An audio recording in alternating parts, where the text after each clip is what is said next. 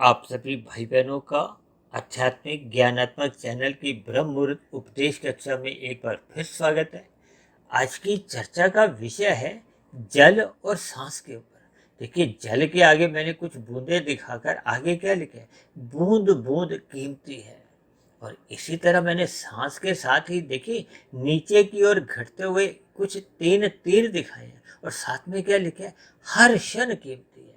देखिए, आज की वीडियो बनाने की प्रेरणा भी मुझे देखिए सड़क पर चलते चलते कोई पानी के टैंकर के पीछे लिखा हुआ था कि जल ही जीवन है, एक एक बूंद कीमती है। तो इसी से ही देखिए प्रेरणा लेते हुए मैंने इसको आपको हमें जो स्थूल शरीर की एक सांसें मिली, देखिए हम सभी भाई बहन जन्म के साथ ही, जन्म का भी प्राय देखिए जैसे ही हम माता के गर्भ में आते हैं उसी क्षण विशेष से ही आपकी हमारी आयु घटने लगती है। क्योंकि शास्त्रों में कहा गया है कि जन्म के साथ ही, जन्म का अभिप्राय देखिए जैसे ही माता के गर्भ में वो गर्भ धारण होता है या प्रथम कोशिका बनती है, उसी क्षण विशेष से ही आपके हमारे स्थूल शरीर की जो एक सांसें कहो, आयु कहो, वो घटने लगती हैं। क्योंकि हम सभी भाई बहन जन्म के साथ ही एक प्रारब्ध लेके आते हैं। प्रारब्ध में देखिए तीन बातें होती हैं, जाति, आयु और भोग। देखिए, गर्भ में आते ही जाति का निर्धारण तो हो जाता है। माता के गर्भ में आने पे तो आपका बड़ा मनुष्य योनि का जन्म निर्धारित हो जाता है। और आयु का भी प्राय देखिए कोई वर्षों से नहीं होता। शास्त्रों में ऐसा कहा गया है कि आपके हमारी आयु का अभिप्राय सांसों से है। क्योंकि प्रकृति में तीन गुण है, तमोगुण, रजोगुण और सतोगुण। तमोगुण से 10 गुना अच्छा रजोगुण कहा गया है, रजोगुण से भी 10 गुना अच्छा सतोगुण कहा गया है, और सतोगुण से भी 10 गुना अच्छा विशुद्ध सतोगुण इसलिए माना जाता है क्योंकि विशुद्ध सतोगुण आत्मा और परमात्मा के लिए ही माना जाता है।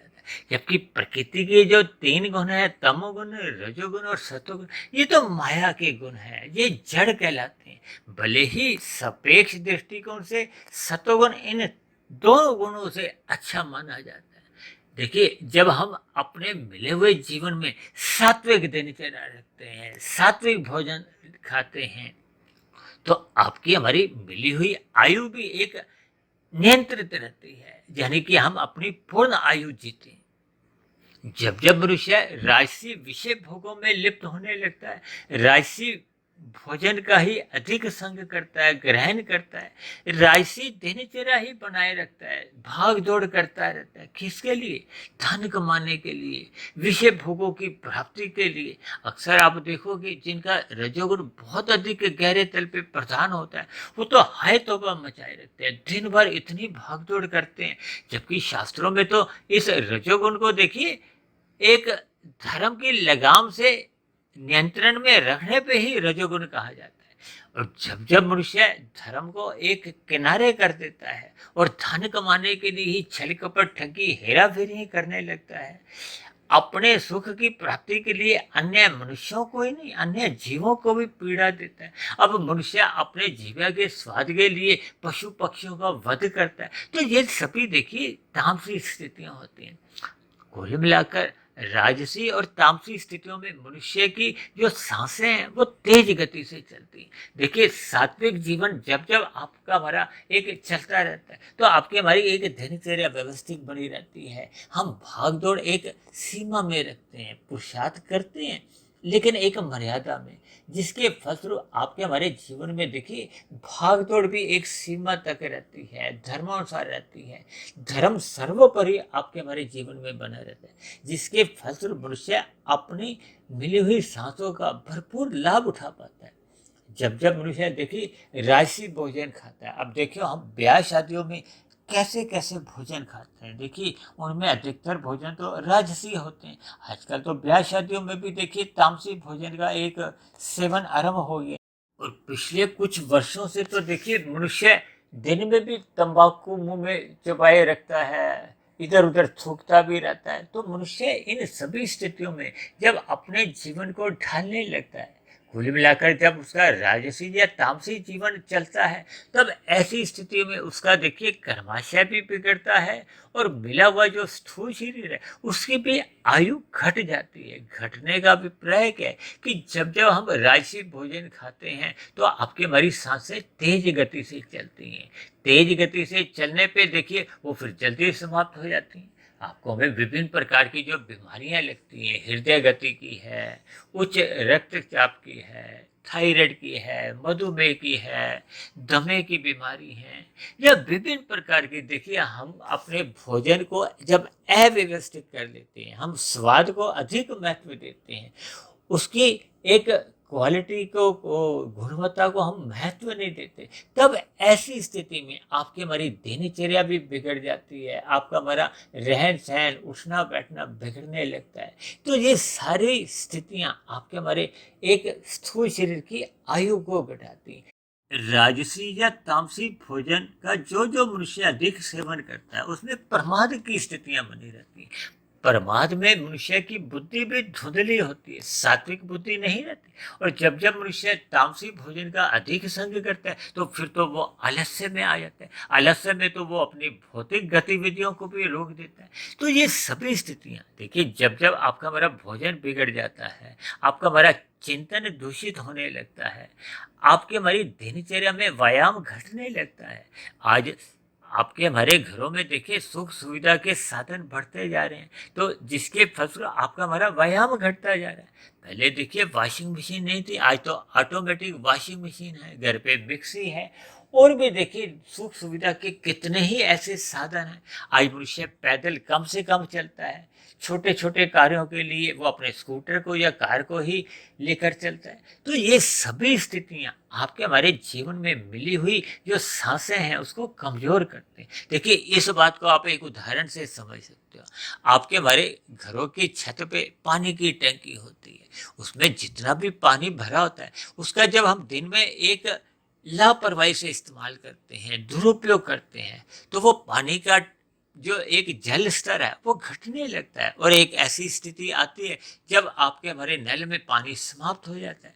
उसी को ही आप मृत्यु समझ सकते हैं। देखिए पानी की टैंकी में तो हम हर रोज नया जल भरते हैं, लेकिन परमात्मा के यहाँ आपके हमारे जीवन में गर्भ के समय ही जितनी जितनी सांसें कहो, आयु कहो, लिख दी जाती है, फिर उतनी ही आयु को हमने देखिए अपने जीवन में जीना होता है। और ऐसा भी शास्त्रों में कहा गया कि स्थूल शरीर के रहते रहते ही हम अपने सूक्ष्म शरीर और कारण शरीर को पवित्र कर सकते हैं, साधना कर सकते हैं। यदि आपकी हमारी स्थूल शरीर की मृत्यु हो जाती है तो मृत्यु के साथ ही फिर जो कारण शरीर या सूक्ष्म शरीर में जितनी भी साधना करनी भी होती है वो फिर अपूर्ण बनी रहती है। इसलिए हम सभी भाई बहनों को सात्विक दिनचर्या बनाए रखनी होगी। अपनी मिली हुई आयु का कहो, सांसों को हमने बहुत ही अमूल्य समझते हुए उसकी हर एक सांस का हमें कीमत समझनी होगी। हमें मिले हुए समय का सदुपयोग करते हुए परमात्मा का ध्यान लगाना चाहिए, आध्यात्मिक उन्नति करनी चाहिए, क्योंकि भौतिक उन्नति तो देखिए मरने के साथ ही समाप्त समझी जाती है, जबकि आध्यात्मिक उन्नति मरने के बाद भी सुरक्षित बनी रहती है। इसलिए मेरी आप सभी भाई बहनों से विनती है कि रात को जल्दी सो जाना चाहिए और सुबह ब्रह्म मुहूर्त में अवश्य ही उठ जाना चाहिए। देखिए ब्रह्म मुहूर्त में उठने मात्र से आपके बारे स्थूल शरीर को भी देखिए शुद्ध वायु मिलती है, जिसके फलस्वरूप आपके बारे स्थूल शरीर की जो सांस की जो एक प्रक्रिया है वो भी शुद्ध होने लगती है। आपकी हमारी आयु एक नियमित बनी रहती है। आजकल आप देखते हो ना, कभी कभी डॉक्टर लोग भी कहते हैं कि आपको ये बीमारी दूर करने के लिए सुबह जल्दी उठना चाहिए, पार्क में जाना चाहिए, सैर करनी चाहिए, ये आपको आसन लगाने चाहिए। तो ये किस लिए? देखिए ये सभी स्थूल शरीर के स्तर पर भी आपको में ये लाभ देते हैं। और जब जब मनुष्य योग की स्थितियों में आ जाता है, परमात्मा से जुड़ने लगता है, आत्मा का परमात्मा से एक योग करने लगता है, तब ऐसी स्थितियों में तो देखिए आपकी हमारी सांसें बहुत ही कमजोर हो जाती हैं। कमजोर का मतलब ये कि वो बहुत कम गति से चलते हैं। कभी कभी ऐसा सुनने में आता है कि उस हिमालय की गुफा में देखिए एक ऐसे साधु हैं जिनकी आयु 300 वर्ष की है। तो ऐसे मनुष्य देखिए अपनी मिली हुई आयु का सदुपयोग करते हुए अपनी सांसों को बहुत कम खर्च करते हैं, वो योग में ही रहते हैं, तो फिर वो लंबी आयु जीते हैं। हम सभी भाई बहन यदि अपने स्थूल शरीर की सांसों को नियमित भी कर लेते हैं, तो भी आपके हमारी जो एक मिली हुई आयु का हम एक सदुपयोग कर पाते हैं, हम अपना पूरा जीवन जी पाते हैं। और यदि हम अपने 5 विषय भोगों को एक रस बुद्धि से भोगते हैं, अमर्यादित होकर उनका संग करते हैं और अपनी दिनचर्या में भी देखिए भाग दौड़ अनियमितता ले आते हैं, तब ऐसी स्थिति में आपकी हमारी सांसें और तेज चलती हैं, जिसके फलस्वरूप आपकी हमारी मृत्यु जल्दी आ जाती है। और जब जब मनुष्य देखिए तामसी पदार्थों का संग करता है, नशे के पदार्थ लेने लगता है और अपराध जगत की दुनिया में भी पाप कर्म करता है, तब ऐसे मनुष्य देखिए भयभीत होकर जीते हैं। भयभीत मनुष्य की भी सांसें तेज गति से चलती हैं। देखिए इन सभी बातों का प्रत्यक्ष रूप से शास्त्रों में कोई विशेष उल्लेख नहीं होता, लेकिन हम शास्त्रों की बातों को जितना जितना गहरे तल पर चिंतन करते हैं, उन पर शोध करते हैं, तो शास्त्रों की कही गई बातों के हमें अर्थ समझ में आने लगते हैं। इसलिए मेरी आप सभी भाई बहनों से विनती है कि मिले हुए जीवन का सदुपयोग करिए, सात्विक दिनचर्या बनाइए, रात को जल्दी सो जाइए, सुबह ब्रह्म मुहूर्त का उठकर योगाभ्यास भी करें और परमात्मा का ध्यान भी लगाएं। इन सभी स्थितियों विशेष से आपकी हमारी सांसें एक नियमित भी रहती हैं और एक धीमी गति से भी चलती हैं, और आपका हमारा मिला हुआ स्थूल शरीर एक पूर्ण आयु जीता है या अधिक आयु जीता है, जिसके फलस्वरूप आपके हमारी सूक्ष्म शरीर और कारण शरीर की जो एक आध्यात्मिक उन्नति है, उसके लिए भी आपको हमें अधिक समय मिलता है। तो ऐसी सभी शुभ स्थितियाँ हम सभी भाई बहनों के जीवन में भी बने। इन्हीं शुभ कामनाओं के साथ आज की चर्चा विशेष को अब हम यही विश्राम देते हैं। शाम को फिर मिलते हैं संध्या बेला ज्ञान कक्षा में। तब तक अपने आध्यात्मिक मित्र सुधीर भाटिया फकीर को आप इजाज़त दें। आप सभी भाई बहनों की भी सात्विक दिनचर्या बनी रहे, ताकि हम अपने मिली हुई आयु को पूर्ण लाभ ले सकें और परमात्मा से जुड़ सकें।